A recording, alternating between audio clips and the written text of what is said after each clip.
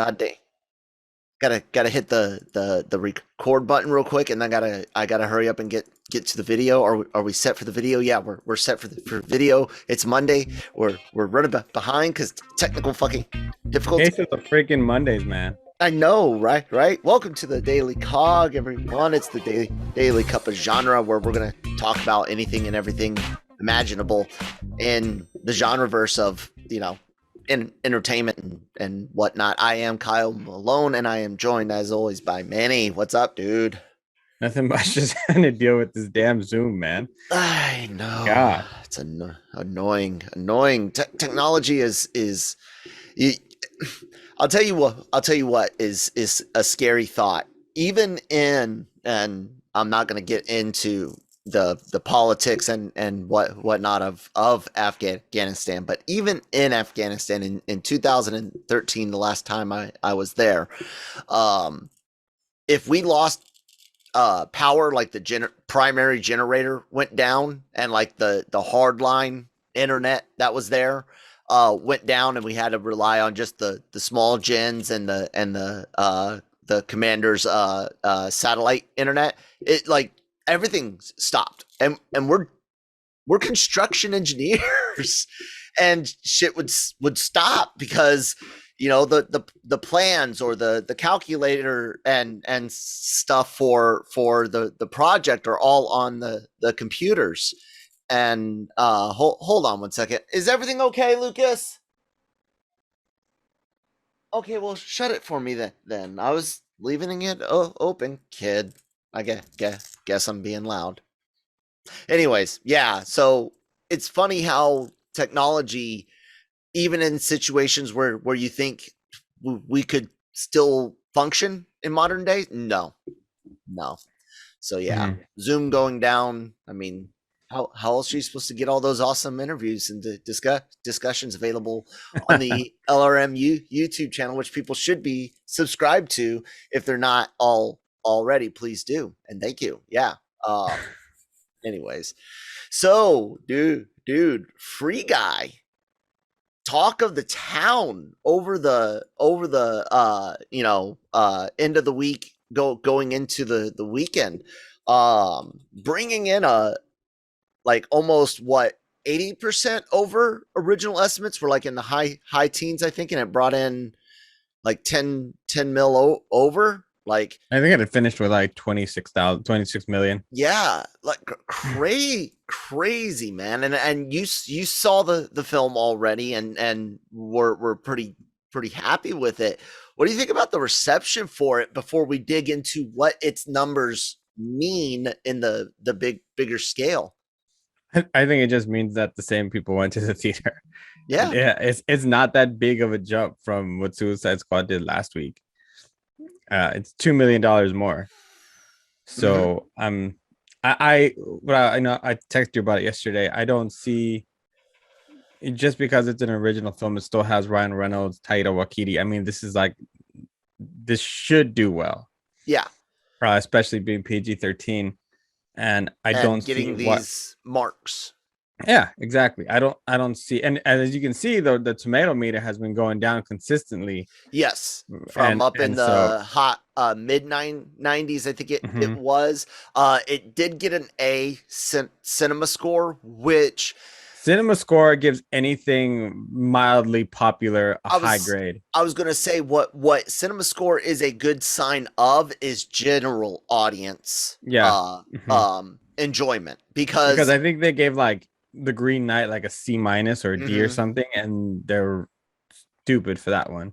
Uh, But it's one of the more, for those that might not know, it's one of the more scientific scores you can get, because they only hand out the scorecards at certain theaters, at certain screens, and a certain amount. They have their own method for sample sizes and whatnot, which is, again, you can only take it for what it's worth. It's a general poll of the theater going crowd, compared to people that are more likely to actively go to a site, log in, and review it, because though that takes effort, and let's face it, most people don't have the time or want to put in the effort to go review something. So in my mind, when you see audience scores on things like Rotten Tomatoes, it's good to Mhm. go through it, because those are going to be the passionate people that really care about having something to say. It might not be great content, but it might be. And then cinema scores just like a, hey, this is the general consensus. And I it kind of sometimes is a sigh of relief, and then other times it's like a, oh god, what is wrong with society? Because all right, let's look at everything that they've put up lately. What cinema Free score? Guy A, Respect A, Black Widow A minus, Boss Baby A, Conjuring B plus, Cruella A, Escape Room Mm-hmm. B, F9 B, Forever Purge B minus, Green Knight C plus, Hitman's Wife Bodyguard a B, In the Heights A, Jungle Cruise A minus, Old C plus, Peter Rabbit A minus, Quiet Place 2 A minus, Snake Eyes B minus, Space Jam A minus. I mean, like that tells me absolutely nothing. No, I mean, look, you know what this says, that your spectacle films are still enjoyed. Spectacle, uh, let's see here, spectacle B plus. That's to be expected in my mind. Jungle Cruise, spectacle. Space Jams, spectacles. Suicide Squad's spectacle tells you that those still do good, while your more thoughtful films, you've sung about the Forever Purge, talking about how it's, narratively and story wise one of the best, if not the best. The Green Knight, you see them doing a little bit lower. Stillwater does a little bit lower. This looks like what I would expect. I'd say. It tells me nothing. It just like tells me people are really lazy when it comes to grading.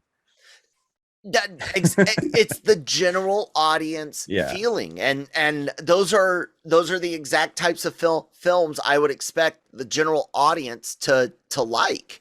Now, Mhm. the actual plus or minus in the A and B category, that's where you're getting into, people's niches and real likes and dislikes that sway a B to be a B plus or minus, or an A plus or minus.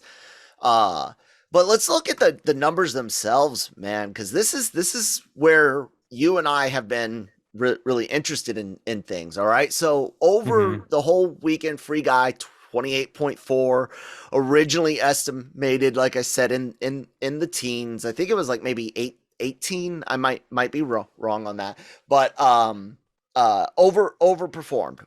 Good, great news. But like you said, not too far off of what dang, I didn't even bring it up. Here we go. Not too far off of what the Suicide Squad did in 26 million on its opening thing. Mhm.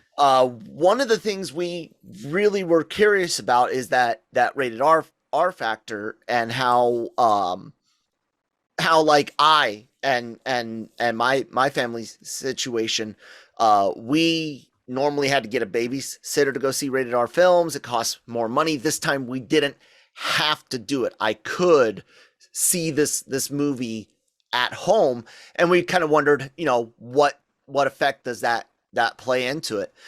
Brian was wondering, looking at totals that some of these movies have had, 160, 172, 178. He's wondering, is like 170 the new base? Like when you make a 170 million, is that going to be the new base number going forward versus 250? What does that mean? What will the foreign markets feed into all of that? But here's the interesting things: Suicide Squad's weekend drop was 71%. Now, you and I have been saying that new 65 plus looked to be normal. Mhm. 71 is on the high end of it. But let's look. Black Widow, 668. Green Knight, 61, smaller amount overall, but there's the drop for it. Space Jam, 69. Snake Eyes, So notice 70. notice both of the films that were HBO released are right about the 70 mark. Yep. And then which one's this one? Oh, Fast 9, 67. Guys, that there is what you call a pattern. That's 67, 68, 69. That's going to be your new average with these like 70 percenters with like the Suicide Squad and Snake Eyes happening depending on things that the Suicide Squad has the rated R factor and the streaming factor, while Snake Eyes had the just general negative online reviews versus its cinema score. And dude, I think that's it, man. I think that's me. You and I are right. 65% plus is your new normal second weekend drop. It just really seems like the people that are going to theaters are going on the first weekend. Yep. It feels that way. I mean, I know we're doing that with films. We're watching them on the same weekend. And also not that this really attributed to a 70% a higher drop, but there were quite a few films out that were actually released this past weekend. It was Free Guy. Yep. Respect came out, the Aretha Franklin film with Jennifer Hudson. And then also almost 10 mil. Don't Breathe 2. Yep. So 10.6. There was quite a bit there, man. But hey, one of the films here that I just was very shocked by so far, Quiet Place 2, almost 160 million. Yeah. So very, very well for them. What was it's on 13. Drop? What was its drop? Its 59. Drop. Wow, good for it. That's what you call an outlier, because let's look at Old. Let's see what Old was like. 59. Oh, hold on now. That's 2 horror movies. What was Green Knights? Green Knights was 61. That's real low. Now that's kind of interesting looking. So it looks like some of your lower like excitement level movies might have the less drop. They have those people willing to wait or go see it a second time. Maybe I wonder what the repeat ticket sales are on this. Man, is there a way to find that number?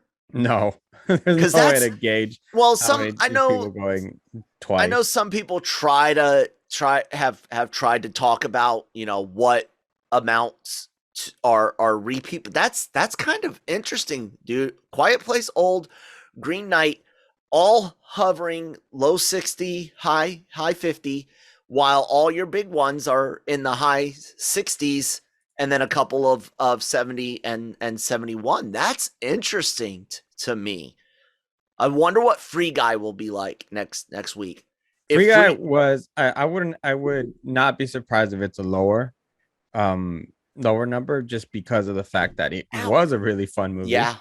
And I can see people picking that up, especially I think next week there's not much. This week coming up, there's not much coming out either. Yeah. So there's less of a choice. It's little things like that also that we need to take into account. But at the same time, it's like there's so like small variables that I'm not going to deal with. Like this week was packed with films. Next week, not so much.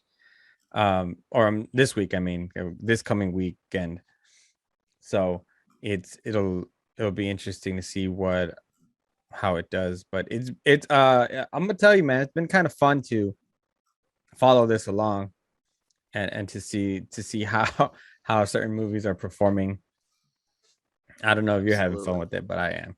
I have been. I love this type of stuff because it's interesting, because like Brian had brought up, what if 170 is the new blockbuster? It might be for now, man. For 2021, that might be your number. And with that, you have to. It goes back to one of the conversations you and I are always, you know, always having or trying to have, and that's, hey guys, if you want a big Avengers movie again, you're gonna have to spend some money elsewhere. If you're not spending it, if you're willing to wait for it to hit digital video or home video, then you better be willing to buy a couple of T-shirts and an action figure, because you can't make Avengers Endgame with no budget. Mm-hmm. You can't make Avengers Endgame on a $80 million budget, and if you're only going to bring in 170 million domestic, we don't know as much on all of the foreign markets, guys, because of there's different, vaccine rates and different lockdowns in different markets. You're not going to want to invest a 150 $200 million budget when all you can get is 170 at home. Right. Mm-hmm. No, I agree with you, but I think it just depends how the rest of this year plays out, and that's going to determine, I think, how a lot of films in the next few years are made. Maybe Yeah, because absolutely. everything that's already in development, I think everyone's going to have to bite the bullet and push through. But So 109. and I feel the worst, honestly, for a film like Dune. Yeah. Because They, you are know, running into a John Carter John Carter type of problem. situation. Yeah. Yep. So Suicide Squad sitting at 75. I Foreign mean, 176. Foreign. I'll tell you, in the area that I live in, Central California, the movie theaters are healthy. Yeah. I'll say that. It's just people are going to. I mean, we yeah. I mean, Fast Nine, man. China. yeah, What? yeah. China. Come on, guys. Come on, guys. Come on. And you guys Come on. wonder why Universal had John Cena apologizing. Yeah. I know we're gonna keep our show a little short today, Yeah. so I actually have a big topic I want to talk Ooh. about after the break. Sure. Absolutely. Let's go ahead and hear from our sponsors over at Grow Generation. Grow Generation, where the pros go to grow. Grow Generation is your one-stop shop for hydroponic grow supplies, product systems, and more. Grow Generation serves customers across the nation and carries a wide inventory of renowned cultivation brands. Go to www.growgeneration.com, where the pros go to grow. All right. Thank you guys so much. And hey, just FYI for everyone, that cold that I thought I had last week looks more like it was COVID, because Great Christine job, just Kyle. tested positive last week, or not last week, yesterday. I started with my illness last week. I was vaccinated in June, I think it was May or June, with the J&J, and I thought it was a cold. Christina's doing fine. She's very tired, but even her mom, who had it, was like, "You don't sound like you've got COVID, but we're doing okay." And yeah, anyways, I heard Could her also be a on the false commercial, positive. so it could. We've got the serial test, so there's a second test to do tomorrow morning. Mm. So we'll see. But she's definitely a heck of a lot sicker than I was. Still not like, we haven't needed to go to a hospital or anything like that. And Lucas, and what a trooper. If indeed he and I also had it, then yeah, I mean, we're good, and she will be fine. This is day 6, and she's not been any worse than yesterday. What I would say was the absolute worst, and even then, again, no, like, oh, let's go to the hospital or anything. So, what's your big story, man? What else are we talking about besides numbers? No, we're gonna stay with the topic of theater releases, and we're actually going to venture into the world of Disney and their kind of shady practices. specifically now we're gonna venture into Shang-Chi. Oh, you want to talk about some comments made over the weekend, huh? I do Hmm. because I 100% agree with him. And so the issue is Disney CEO Bob Chapek made some comments saying that and I quote, on Shang-Chi, we think it's actually going to be an interesting experiment for us because it's only got a 45-day window for us. So the prospect of being able to take a Marvel title to the streaming service after going theatrical at 45 days will be yet another data point to inform our actions going forward on our titles. Mm-hmm. At the actor for Shang-Chi, Simu Liu, responded by saying, "We are the underdog, the underestimated. We are the ceiling breakers. We are celebration of culture and joy that will persevere after an embattled year. We are the surprise. I'm fired the fucking up to make history on September 3rd. Join us." And then continued on to well, he had mentioned in the beginning of that we are not I an misspelled experiment. experiment. And then also mentioned the same thing on an Instagram post. I said experiment. I'm silly. If my main thought to this, if you were going to do an experiment, Black Widow was your film to do an experiment with, They not did. Shang-Chi. Well, I mean, it was a continuation of their premiere access experiment. Yeah, that's no Yeah. longer an experiment. That was just consistently what it had been Yeah. with their films. But it just the way that it's put, the comments are put together, it really feels like they're almost, if this doesn't do well, we really don't care. It So really it doesn't feel like they're giving the film the proper respect that most other Marvel films get. mhm. And also I have noticed the lack of marketing for it compared to some of the other films. And I just being that it does take place in my hometown of the Bay Area, for and being that it is an original film, it is about martial arts and in the Asian community. I do find it pretty messed up because Black Panther did not get this kind of pushed to the side almost feeling. Yeah. So this is where you see the changing in uh the marketing and toys and the numbers people versus the story people being in charge at Disney. But more than anything, oh man, I just realized something. Anyways, more than anything, we have to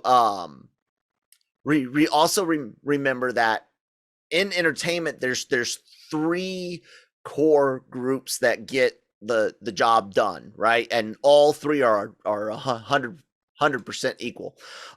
You have the studios and executives. Their whole purpose of making movies is to make money, right?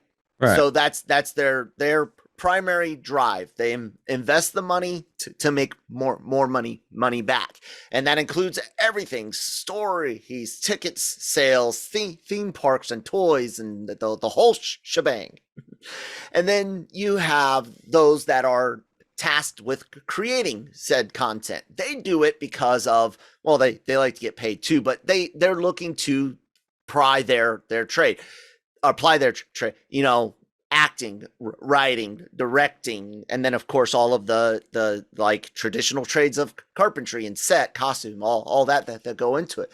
The artists, they're creating their art, getting paid for it. It's very, very cool thing to do. And then the third important part of all that is us, the consumer. The whole thing we care about is being entertained, and we fund all of it together. Without us paying for the entertainment, the studios don't make the money to invest in the artists, who then get paid to make the art that we then consume. It's all connected. So Bob, horrible way to put it, but is it actually a legit data point to be interested in? Absolutely, because we need to know what funding level can movies get. But you're absolutely right. Horrible, not good optics in any form or fashion. But the whole idea of that 45-day window is an important point, because like you and I have been looking at all of the numbers, that second weekend drop, man, if people aren't going to the theater, there's no point in leaving it on the reels.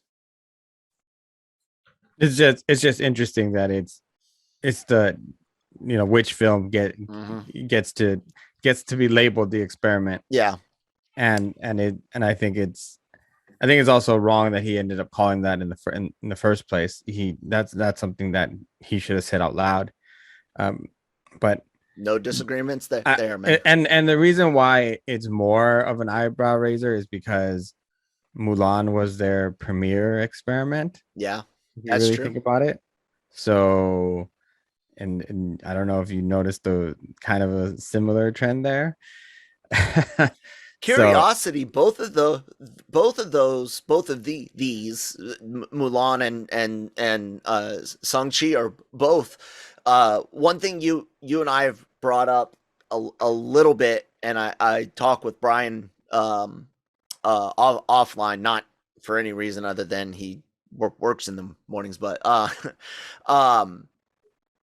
the subject matter is Chinese, and in the United States, while there is a unity of Asian and Pacific Islanders, the actual core communities have very divided lines tied to their home nations, especially when it comes to Japan, Korea, and China, three of the larger minority Asian groups here. And you look at that, and you look at Mulan and Shang-Chi, you wonder, is what play does the fact that they are Chinese based, myths, legends, characters, what part does that play in that decision, if any? Or is it just an Asian thing? I don't know if it's like just said, coincidence. It's weird. Yeah, I don't know if it's just coincidence or what, but because especially with the film like Black Widow was nothing special. It's something that should have been released pre Endgame. Pre Endgame, but at least pre shows, Marvel Studios streaming services shows. And so for them to hold it for so long and hold it back and then because so it made it feel like it was so important, a la the Christopher Nolan Tenet film. And then now you have an original story, and you have something that's going to be very important to the Asian American culture, because like the African American culture, when Black Widow became that prominent figure, that hero, Shang-Chi now has that opportunity. Disney waters it down. Yeah. Completely waters it down. And even it goes as far as labeling it an experiment. It's really disrespectful, and I'm here not for it. Just I just think it's wrong. It just, the mouse being the mouse again. Yeah, and this is what it looks like when you put numbers, people that don't have and never have had to have the public face that they necessarily do now. Because I mean, is it wrong to be a numbers person in business? If you're in front of the camera, yes. When you're behind it, no. You got to have that numbers person, that person that literally Bob should have a Steve or a Stevie or whatever, that tells them this is the number. Well, I don't like it. I don't care. That's the number. You need that person, but that person shouldn't that person becomes a scapegoat. Shouldn't be making the public statements. I mean, it would be like people asking my opinion on Afghanistan, I'm going to be incredibly blunt and non-political. That's who I am. And guess what? Most of the service members will tell you something very, very similar to me. They just might be a little bit more nice about it. I'm not the type of person you want to put in front of the camera to give comments on it. Then you know what I'm saying. You want the more politically sound person. I mean, yeah, dude, it's done now, and I'm glad that Mr. Liu came out and made the statement and is defending that. I'm excited for the film. I was excited for Black Widow and enjoyed it for the most part. I'm excited overall for What If. I'm still a Marvel guy. The business side of things, again, I like throughout the theming of Hook, the movie Hook, right? And they're always talking about good form and bad form. Like even when you're doing something bad, if you do it in good form, it's kind of like that old Italian mafia mobster mentality. You know, yeah, we do the bad stuff, but we do it in the right way. In business, there is a bit of truth to that, and it comes with, you know, when you make a choice to make sure your profit margins are right and everything, and that might not be the best choice for that group, but it's the best for the business. But yeah, those types that study that help make those decisions, we're not supposed to talk. I just, if this was you know, a Mexican Marvel superhero that all of a sudden was getting this short end of the stick, you best believe I'd be even more upset about it. So Yeah. I mean, if I would complain about it then, I'm going to complain about it now too for Shang-Chi. It's just I don't know. You could have, I mean, even Sony's pushing Venom back a couple of weeks to try to get a better release, margin, better release for it. So like, even if you're keeping it at 45 days, we've got What If now. Why not push it to it's like, 2 hey, weeks? things aren't looking very good. Let's we're gonna push this back a little bit, or do the 45 days on Premiere and also on Premiere Access, so that hey, it's not going as well as we thought it was going. We're gonna go ahead and have to also release it on Premiere so you can enjoy it at home. Yeah. Now that's the one thing that I have not seen clarification. Will the release after the 45 days be Premiere Access, or will it be included with Disney Plus? Because you have those like the HBO Max movies, you know, they're day and date digital, and then they go off of HBO Max and go to like the premium VOD, you know, your PlayStation store and Apple and whatnot. So I will be interested if they do that.